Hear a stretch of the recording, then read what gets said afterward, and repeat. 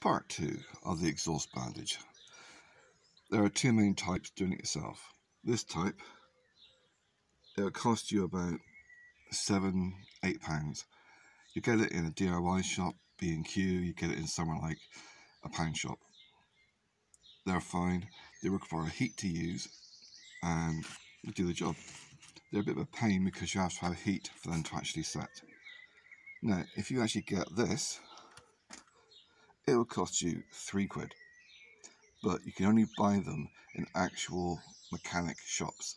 The sort of shops you won't find on the high street, you will only find them in industrial estates or where you get warehouses.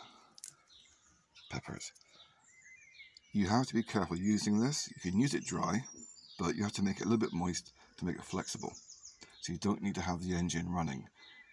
The problem is that it is a very strong chemical in the bandage.